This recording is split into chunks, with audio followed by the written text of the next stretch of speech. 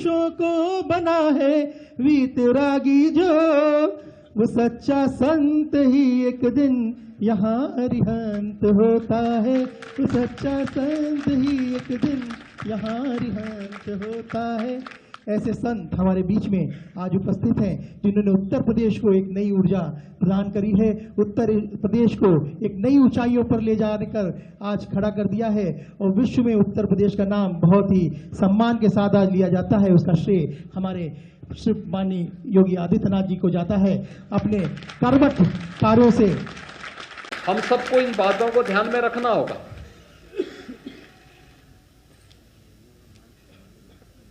कि उत्तर प्रदेश जैन तीर्थंकरों की एक महत्वपूर्ण भूमि है।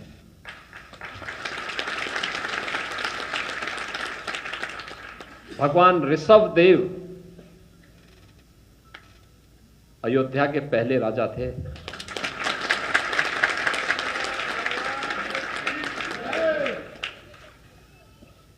और वह परंपरा आगे बढ़कर के तो आप देखेंगे अयोध्या में ही 4 तीर्थंकर पैदा हुए, 5 तीर्थंकर पैदा हुए और काशी में भी 4 तीर्थंकर, काशी में, वाराणसी में। देखिए जो सबसे प्राचीन नगरी है हमारी अयोध्या, काशी, इन्हीं क्षेत्रों में पैदा हुई और यहीं से उन्होंने मुक्ति का मार्ग प्रशस्त किया।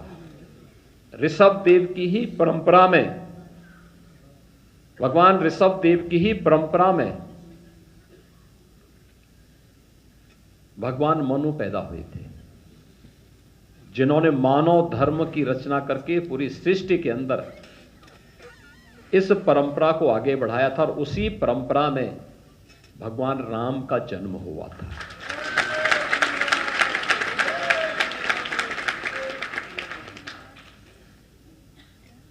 यानी दुनिया के प्राचीनतम धर्मों में से एक। लोगों के पास तो गिनने के लिए है, हमारे पास तो हम गिनती में नहीं गिनते उसको। आप अनुमान करिए, भगवान ऋषभ देव की परंपरा है, हजारों हजार वर्ष पुरानी परंपरा है। जब दुनिया के सामने कुछ भी नहीं था, अंधकार था, तब एक राजा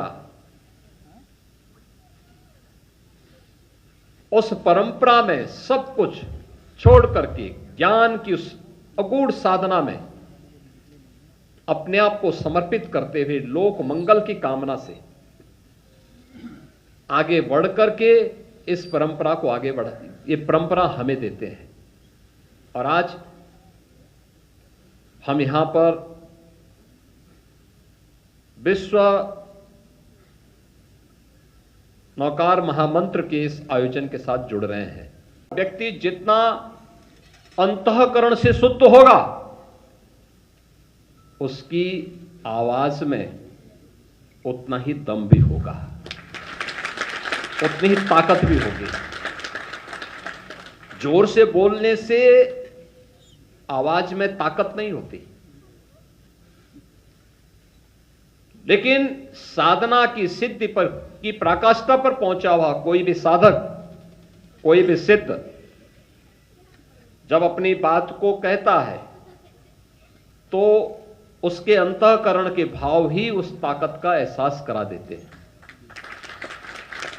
और यही कारण है कि हजारों वर्षों की इस विरासत के साथ जुड़ते हुए नौकार महामंत्र आज भी हम सब के लिए एक नई प्रेरणा बनी हुई है। और मैं धन्यवाद दूंगा जीतों को कि जिन्होंने इस पूरे आयोजन को इस रूप में यहां पर आयोजित करने का कार्य किया है।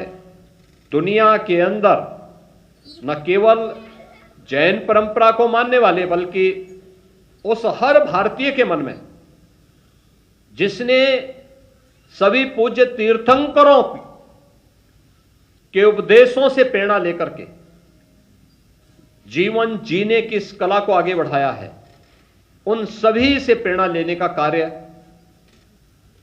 करता है यह दिवस। आज के इस अवसर पर मैं इस दिवस की सफलता के लिए आप सभी को हृदय से आपका अभिनंदन करता हूं